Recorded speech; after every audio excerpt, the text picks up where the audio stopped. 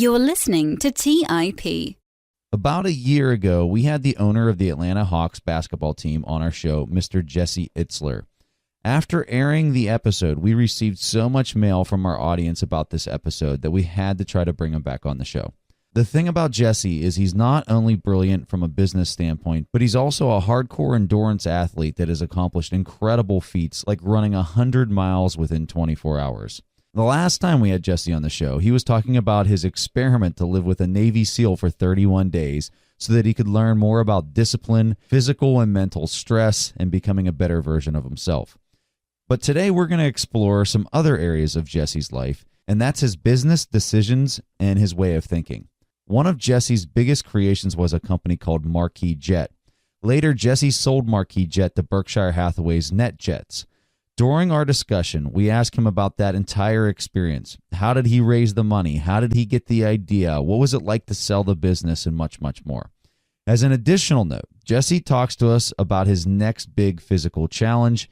And during the discussion, Jesse presents a bit of a surprise to me personally, which I was definitely not ready for. I really can't wait to share this episode with you guys. Jesse talks about how he started a jet company without knowing anything about the industry. A really fascinating discussion. In this episode, you'll learn why Jesse used to send out 3,000 handwritten letters per year and how that changed his life. But I think the most important takeaway you can get from this episode is the advice to his 20-year-old self. All right, so let's do this. You are listening to The Investors Podcast, where we study the financial markets and read the books that influence self-made billionaires the most. We keep you informed and prepared for the unexpected.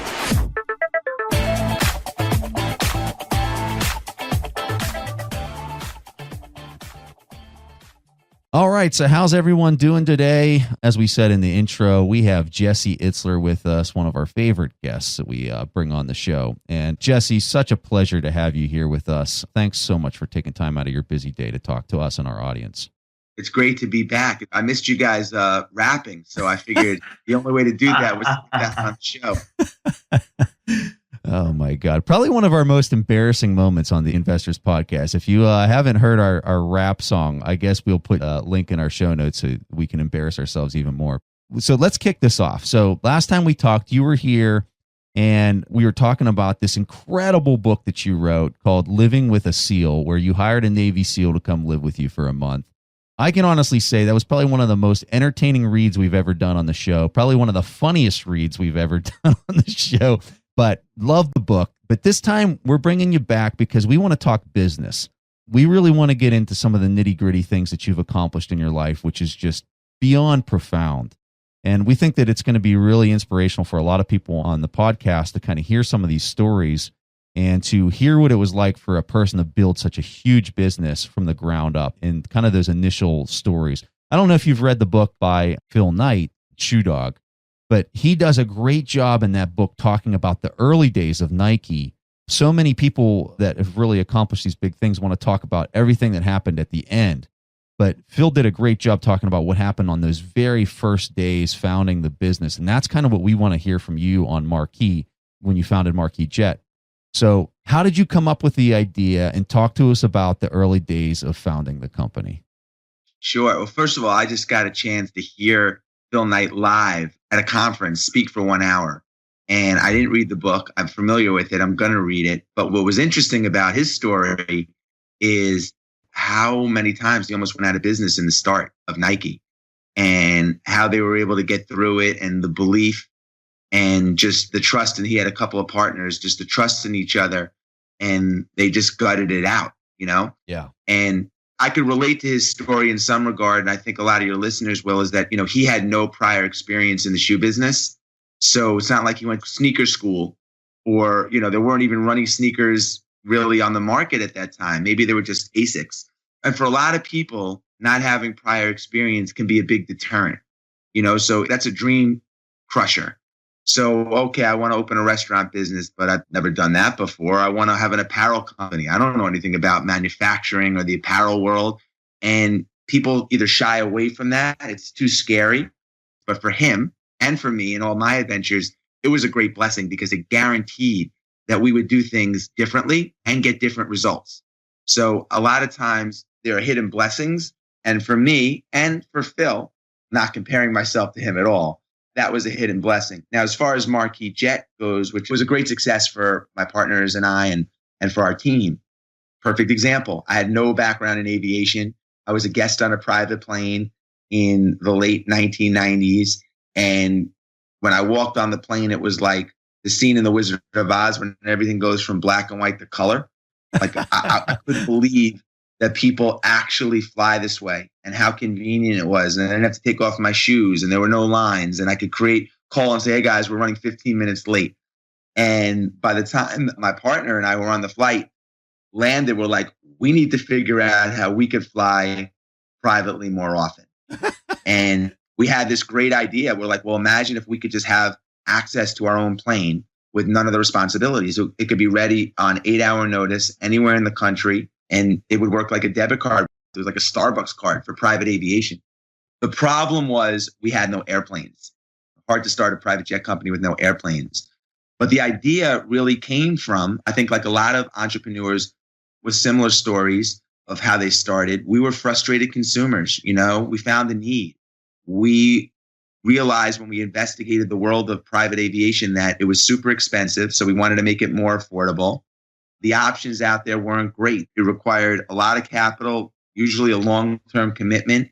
There were issues around consistency of the airplanes if you chartered. So we wanted to just get rid of all that, make it really simple, make it way more affordable, not lock people into this long-term commitment. And we really just thought about like what would be the perfect program for us and thousands and tens of thousands of people out there if we could create it from scratch. So we thought backwards from there and designed this program that ultimately became the Marquis Jet card that ultimately did, billions of dollars in sales. That's incredible. I just love how you described it. It changed to color. You become more aware. You look at your own life and say like, what's missing or what product could be improved or what problem can be solved. And when it hits you, it is like that clarity. It's totally gray and cloudy. And then when it hits you, the idea, you don't even have to ask people just for validation. In your heart of hearts. A lot of people make a mistake, I think, quite honestly, early on in their journey. And they ask people in their inner circle for advice or their opinion. And a couple of things. One is you can get talked out of it. When my wife started Spanx, if she would have asked her parents or close friends about, footless pantyhose, they would be like, if it's such a good idea, Sarah, why have the big guys done it yet? And that might have scared her off. Or they might have said, Sarah, you've never even taken a business class. What are you doing? And that might have scared her off. And really just to seek validation, when the idea hits you, if it's good. Well, I think that what you're getting at, Jesse, is being naive. So one of the advantages of being, somebody who doesn't have that background, doesn't have that experience, is they're very naive as to all the challenges and difficulties of actually pulling it off. Being naive like that is sometimes a really good thing, because if you knew how hard it was, you might not ever take that first step. Yeah, it's true, very true. So that goes back to, not knowing what you don't know is a gift. That's a very interesting realization, especially for entrepreneurs, I guess. Okay, Jesse, so I'm curious about this. When you were just starting Marquis Jet, how did you go about raising money? Was it something you needed outside investors for? And what was your thought process about giving up equity of your business? Well, it's a great question, Stig, especially if you're starting something that's capital intense, like, a private jet company. I would just say that, taking in money, it comes with great responsibility. So you really have to think through who you're taking the money from. What are you going to use the money for? Why do you need the money? When is the right time to raise the money? And recognize that that's going to put a great amount of stress on you, because you lose yourself $1, it's one thing. But if I lost, you Preston and you Stig money. So there's a great responsibility with that. And that responsibility comes with communication, updating your investors. I mean, this might sound obvious, but it's a reality. You don't just take money in. It comes with communication. It comes with questions that are going to have responding to. If you have 50 investors, that could be 50 calls a month. What's going on? Why aren't we advertising here? You have to just really think through that, because that could dictate where the money comes from, right? So I never even knew that people really raised money. We started Marquis Jet when I was 28 or 29 years old. So this was a completely new process to me.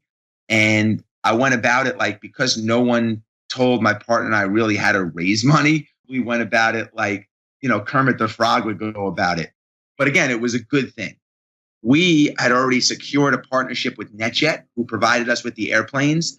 And that was sort of contingent on us putting in our own money and raising additional capital. So we didn't go at PowerPoint stage. We went when we already had a partnership in place that would make it a little bit easier for people to bet on two people that had no experience in aviation, right? Let's say I went to my financial advisor. I'm an investor and say, I want to put money in something. Let me tell you about it. There are two CEOs that have never done this before in their life. They have zero experience. It's in a super capital intense business, airplanes, private aviation. We're going to sell time on private jets with two guys that have never done it. They don't have an office. They're going to go figure that out. Oh, they have no employees. They have no experts on their side. They really don't even have much of a business plan. You'd be like, are you nuts? But that's really what we were. So we had to build something around that. So the first thing we did is we secured rights. We had a partnership with NetJets. The second thing is we brought in two people to help us. We hired our weaknesses immediately. First thing we did. And we put in our own capital.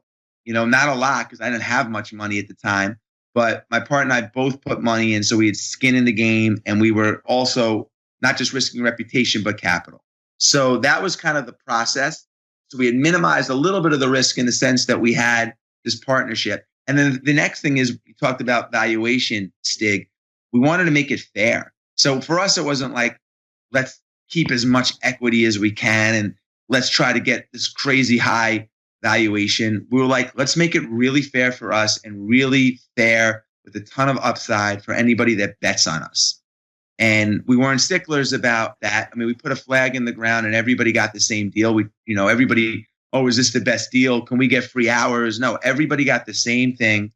It was most favored nations. And we went out and we went to friends and family first because we felt like that would be the easiest way to take in money. That would be the least amount of responsibility emotionally. And then we could say that, okay, we have X amount raised to date before we went out to the street and tried to raise additional capital. And then we tried to bring in a big name. We tried to bring in someone that was credible to help others follow suit. And that doesn't have to be a seasoned investor. It could just be someone, it could be a neighbor that's a lawyer and say, look, we have so-and-so in. He's done several investments in his life. This is fully vetted. He's fully vetted this already. That kind of thing to create a story that could attract additional capital. And that was sort of our process. And we were fortunate to bring in some credible people on Wall Street, some credible entrepreneurs, and that helped. We raised $5 million. Part of that was from our own money, but in total, we raised only $5 million. That's not a lot of money at all. It doesn't give you a lot of breathing room or runway. But we didn't want to take in, at this point, we were like, let's see if we can make it work with just this amount of money. We never did another raise beyond it and just bootstrap our way from there. That's absolutely incredible. So it kind of gets to what the question I wanted to hit on next, which was your customer acquisition approach. So you were saying that you had some people from Wall Street and that you got some like celebrity type people to endorse it to give this authority. Are you just like cold calling these people, or like how are you going about that? Because that sounds like a lot of hard work. I'm just curious how you guys got through this. Right. So after Marquis Jet, I was involved in a company called Zico Coconut Water. And we had a sample. The way we acquired customers was predominantly by trial. So we had to demo our product all over the place, get people to taste it, hope it converted. We had the best product on the planet to demo. Just if I could fill a plane that held 15 passengers and call NBA players and say, you want to lift to the All-Star game? We're flying privately. And they got on, if I could get people on the airplane, 50 to 60% of them, maybe 100% of them would be addicted the second they walked on the plane. It was a drug. So for us, a lot of the acquisition came from guests of people that already had purchased time on Marquis Jet. So that was a big strategy for us, was demo the plane, show the plane, get people on the plane, have people bring guests. do our own trips and always fill the plane. If we had an empty seat, Preston, come with us, man. I know you live in DC. You want to come to Chicago for dinner? Literally, that was a big strategy. The other thing is I'm a big believer in PR because it's so inexpensive relative to advertising. So we had a great PR machine. In fact, I believe we were on episode 2 of The Apprentice, the second episode ever of The Apprentice, which was risky because we didn't know if it would be a success or a failure. And that was a big driver for us. And then word of mouth. We cared more than anybody else. We showed up at every flight initially. We carried bags. We followed up with phone calls. If you were flying, Stig, from your home to Mexico on a vacation, we would send you a book about where to go. I mean, we out-cared everybody. And that created word of mouth. You should see what these guys are doing. They have an unbelievable product, but they're building this amazing business. I really trust them, that kind of stuff. And then there was no decision. If you were looking to get into this space and you wanted to fly privately, how could you not at least give us a call? And then once we got the phone call, service the hell out of them. So it was a lot of hustle though, right, Jesse? I mean, you were calling, you were trying to find people that knew other people. I mean, this was a lot of hard work, a lot of networking taking place. This stuff just doesn't happen. I mean, you were aggressively just hustling all the time. We were. And quite honestly, the work started before we launched Marquis Jet. The work started when I was 21 years old. Earlier, the work started when I was in high school, when I started friendships and kept those relationships for my whole life, kept my college relationships, was out networking when I was 21 through 28 years old, every night, every day. I was sending 10 letters a day, every day, to people that I was grateful for. I mean, that's 3,000 people I would hit in 1 year that probably never got a personal handwritten letter in the mail. Hold on. I was my network. Explain this letter stuff even more, because we've talked to a guy named Guy Spear, and he swears by, and he's this big value investor. He's like, if I could put my emphasis on doing value investing or sending letters to people, thanking them for what they've done to me in my life, I would put my interest in the letter sending every day of the week. So I want to hear your story on this, because this is fascinating. Well, I just realized that there's a lot of clutter. At a young age, I was fortunate to recognize that I never got mail. And I got so excited when I get a letter. Now with email or something, there's no mail. But I remember as a kid at sleepaway camp, when I got a letter, I'd be ecstatic. When my mom would hand me a letter and say, Captain Kangaroo's fan club sent you a letter, I'd be like, what? And it was memorable. So I just decided, I had no money out of college. I was like, I'm going to get to as many people as I can in the least expensive way. 32 cents to change someone's life and become part of their life forever. So I started writing 10 letters a day to people that impacted me. They could be strangers. It could be like, can I have your business card, Mr. Doorman, that you were so nice, or Mr. Waiter, or the manager of a restaurant. Hey, you guys took great care of me. And next time I walked into the restaurant, I was king of the restaurant for 32 cents. But everybody, if you took a meeting with me, I did your podcast, if I had your business card and you impacted me, you were going to get a letter. And I kept the list. And I built this network through not just that, but that was a great tactic. And it made me feel good. Yeah. I felt great writing them. And even last year, I wrote 50 letters on New Year's Day to 50 people that last year really I wanted to thank for just being good friends and helping me and going out of their way. And it felt great to write. Apparently, it felt great to receive. But that simple, inexpensive exercise, I didn't even know it was the start of Marquis Jet, because those were people that I stayed in touch with, that I could tap into when I had to sell the first 20, 30 Marquis Jet cards, that I could say, hey, give me a shot.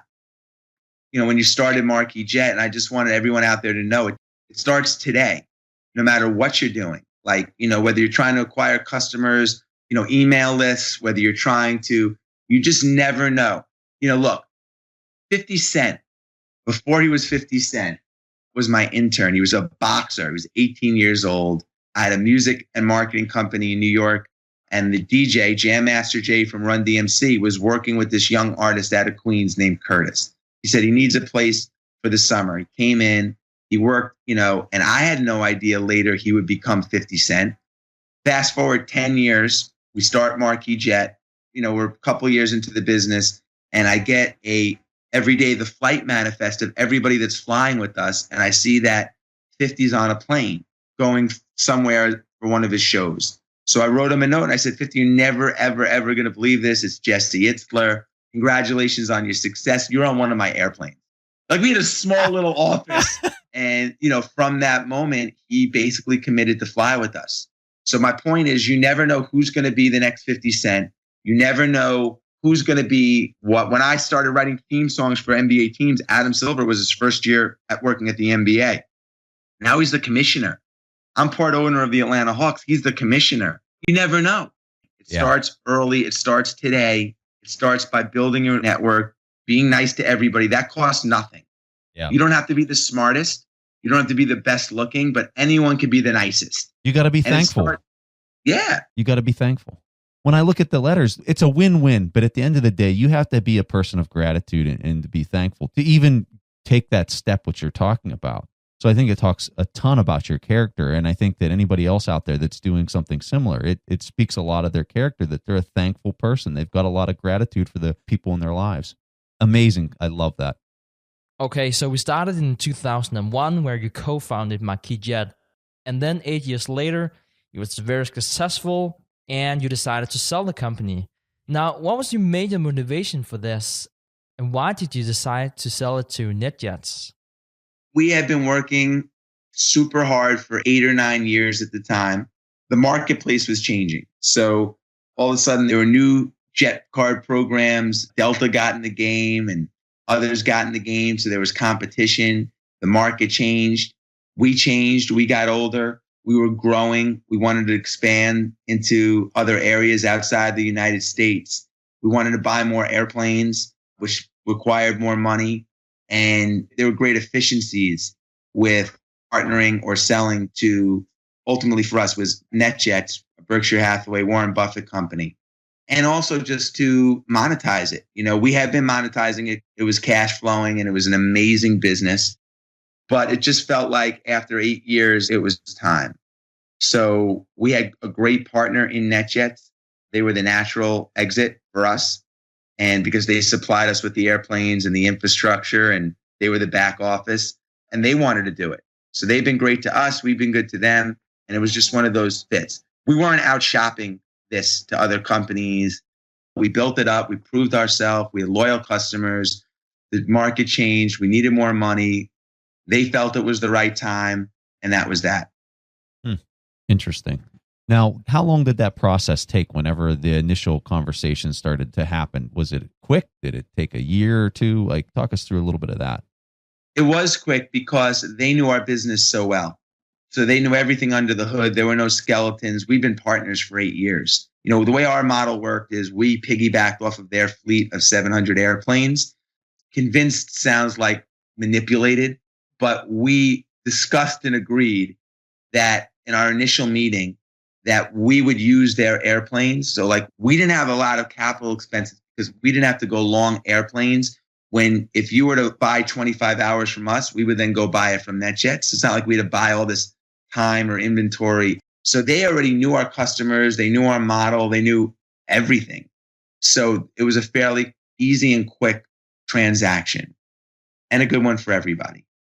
Jesse, so I would consider you an expert at branding. Whenever I look at what you're able to do and kind of networking, all that, I read an article where you said that unless you start with a $100 million marketing budget, any brand you start from a PowerPoint is just about inducing trial, changing customer habits, and getting repeat business. And can you elaborate on this idea more for our audience and talk to us about branding and how you think through this? Because you had mentioned that you brought celebrities into your Marquis Jet early on. I see that as just a very smart and branding, marketing kind of position and play that you guys put on.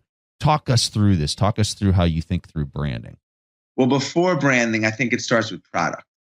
That will induce trial and get people to do something or buy something one time. But if the product isn't great, it'll never work.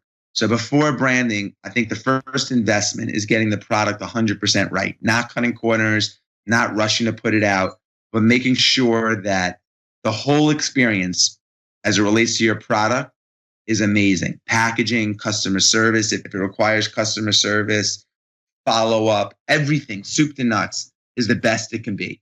Then it's time to talk about brand. And, for me, it's always been about trying to create that real strong emotional connection, talking about the why and not the what of the product. Why am I doing this and what problem is it solving, and generating that emotional connection. You want to be memorable. You want to be loud. You want to be different. You want to stand out, but you really want to talk to people and let them know why you're doing this and what's in it for me quickly, in a short amount of time, and in a very digestible way. And I think people often make that mistake. They talk at the customer, or let me tell you what this does. Let me tell you what this does. And not why I started it or why this can help you. And that's a big common mistake. Look, we live in a world where if you don't stand out in a couple of seconds, or less, really fast, it's going to be really hard to make it and survive and to thrive.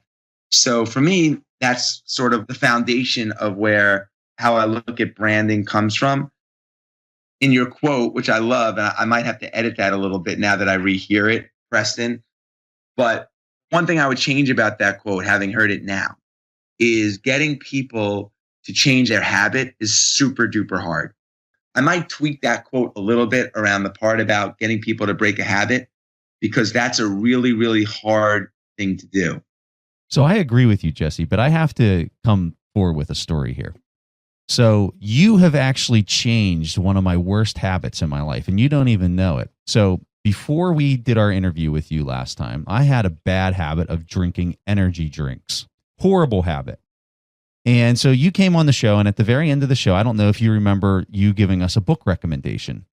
And you said, if you could recommend one book, the name of the book was Fit for Life.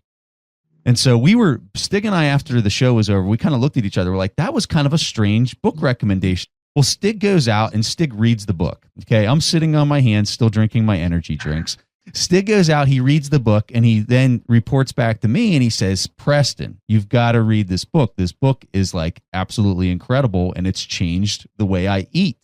And I said, all right, now I've got two people that I really respect saying this. So I go ahead and I read this book. And this book is life-altering. I'm telling you, it has changed my health in such a dramatic way. I used to get colds all the time. And so I read this book. I stopped drinking the energy drinks completely. Haven't had one since I read the book. And I can't tell you how much. So you actually have, in a way, had me stop drinking coffee.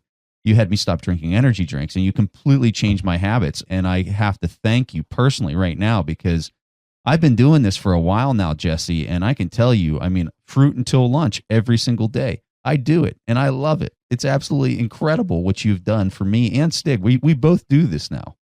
Well, that's amazing. You bring up a really good point. A lot of people, when they start, either when they get older or as they start businesses, go out of balance, right? You're spending so much time and you lose, you're not working out, your eating habits maybe change, and you gain some weight.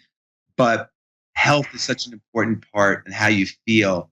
If I said to you right now, Preston, you know what? You're worth $10 billion. You're on a deserted island with 50 Victoria's Secret models feeding you grapes. Okay. You're on top of the world. You have all the money in the world. You have these beautiful models. You're on an island. They're feeding you grapes. But guess what? You got a sore throat. You don't care about your 50 billion or the 50 models or the island. All you care about is every time you swallow that your throat doesn't hurt. That's how important health is to you, And if you have a sore throat on this journey, it's not going to be good.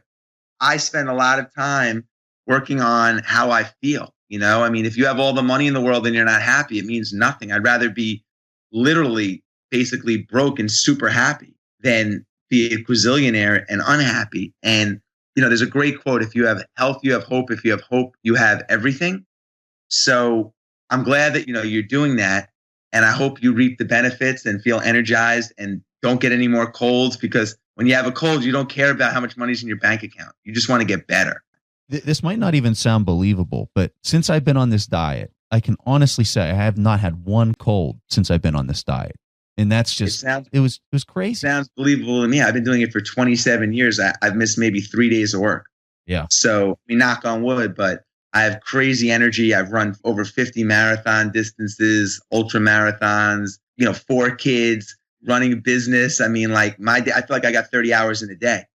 Yeah. Just because of the energy level. And I think, not to get sidetracked here, but I think that what you eat plays a big role in how you feel. How you feel translates into how you operate in business.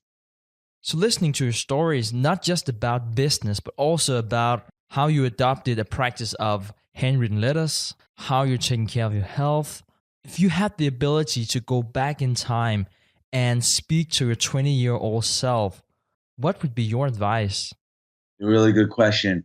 I would have to say, there's a lot of things, as you get older, you learn all these things. You say, I wish I knew that when I was in my 20s. Being vulnerable, my relationship with being vulnerable would be something that I would have a conversation with myself about. Vulnerability is so important to success. Most of the things that I look back on my life now came with being totally exposed. So understanding that that's a good thing. I've recently become friendly with Tim Grover, who is Michael Jordan and Kobe Bryant's coach, trainer, mind coach, whatever you want to call it. And he basically had mentioned that pressure is a privilege. And it is. If you get a raise or a new job, you get higher up at your office or whatever, that might come with more pressure, but it's a privilege. Someone's trusting you.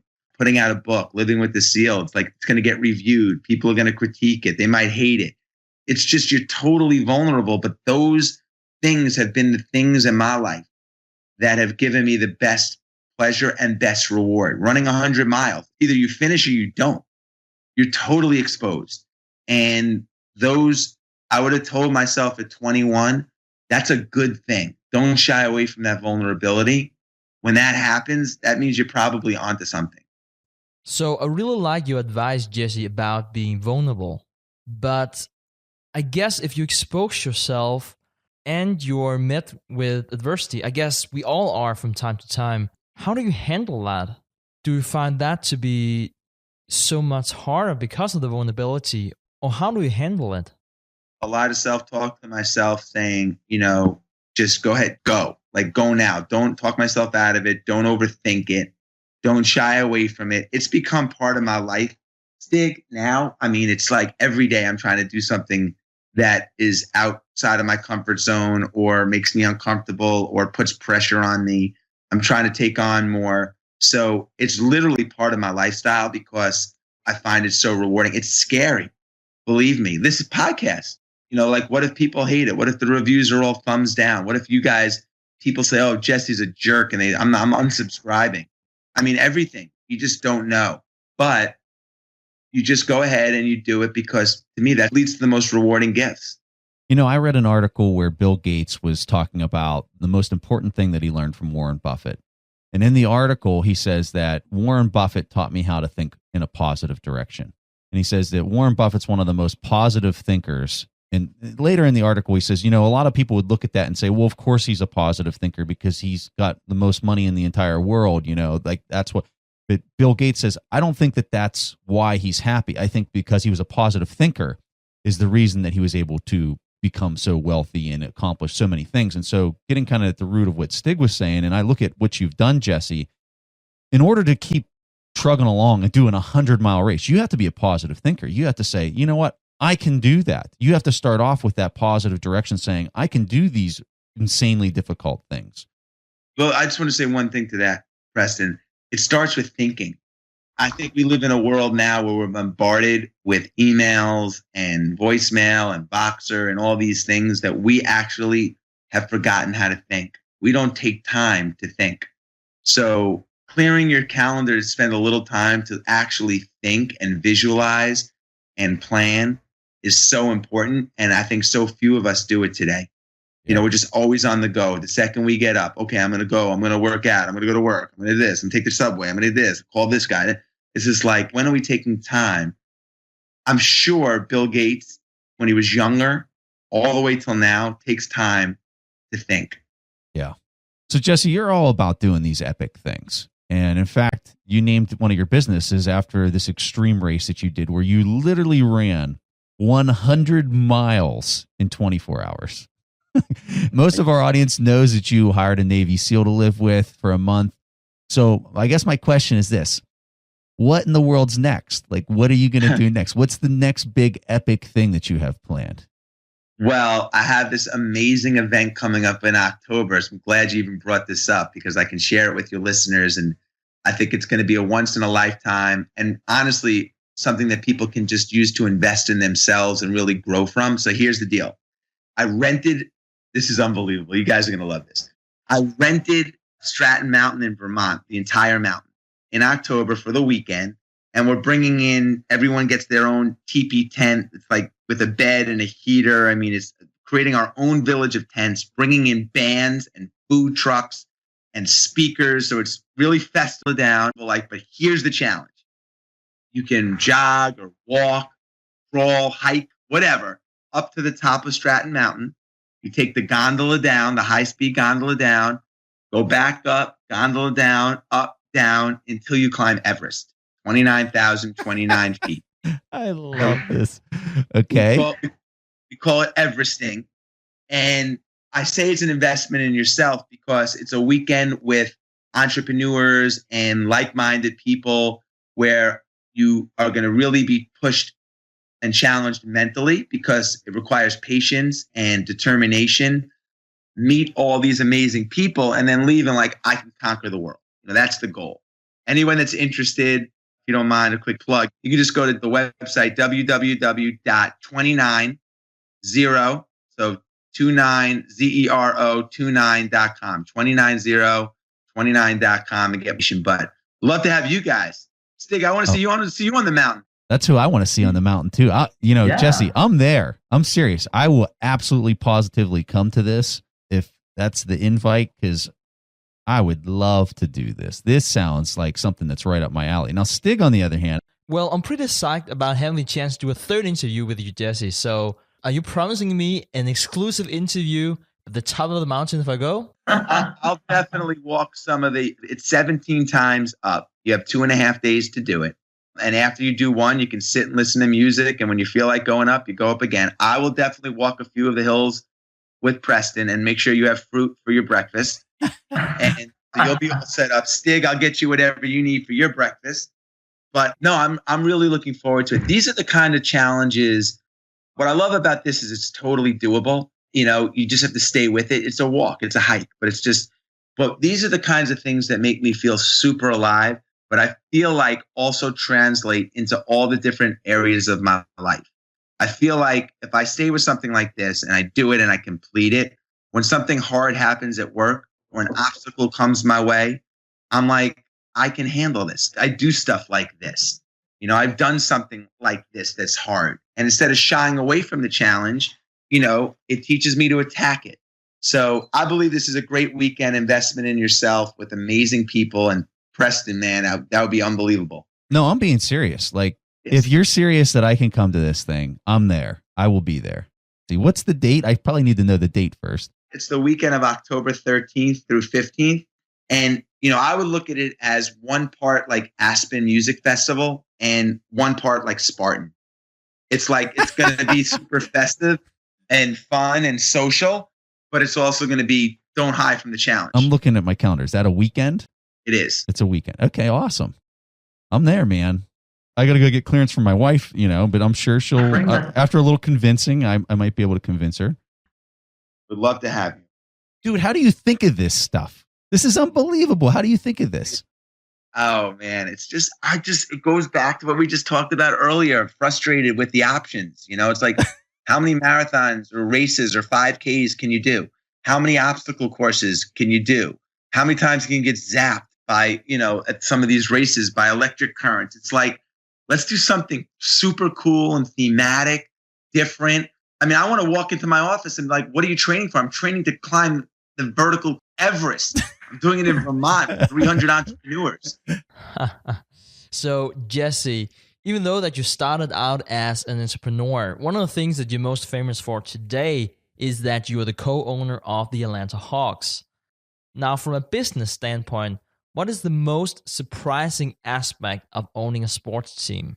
Well, first of all, I'm part of the ownership group. The ownership group consists of 14 or 15 of us, and we all get along. So that's kind of rare. I knew most of the guys beforehand. They're friends of mine, pretty much all but one or two. Doing something with friends is amazingly fun, and that's been a great part of it. I didn't realize just all the nuances. It's the sports team, so there's the product that goes on the court, but there's so much that goes into the operation, especially in this fast evolving world of sports. Look at the sponsors in the NBA, from companies that put on daily fantasy to, all these new categories have emerged that weren't here 10 years ago. So there's constant evolution. The community is so passionate about the team. The fans are so passionate about the team. That comes with a lot of pressure.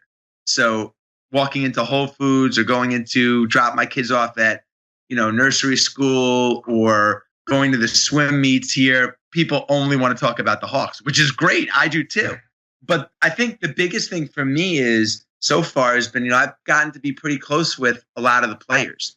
And this is a business where there are trades, there's free agency, there's, if you go back 3 or 4 years ago, when I first got involved with the team as a consultant, from a roster of 14 or 15 guys, there's really only 2 or 3 guys remaining. So I've gotten to be really close with the players, but it's just the nature of the sport. Players come in and they go. And that's been really challenging for me because, again, you have a close friend that all of a sudden moves to the West Coast, whether it's a basketball player or a friend or a coworker or a family member. That's tough. That's been a hard thing for me, quite honestly. It's like, why can't we just keep this team intact forever? That never really crossed my mind coming into this, that would be the case. And we're still friends. I'm still have those relationships, but you have to constantly build new relationships and nurture them and get trust. And, that's a big investment in time and a big emotional investment. And every year that changes. So that takes a lot of energy. All right, Jesse. So that's all we have as far as our questions. We just really appreciate your precious time to come on the show and talk with us. If some of the people from our audience want to interact with you and kind of shoot you a message or whatever on Twitter, can you tell them your Twitter handle and also the address again for your Mout Everest trip? Because I think there's going to be some people that want to check out the page. Appreciate it. On social media, Instagram or Twitter, I'm at the number 100 mile man. So the 100 mile man.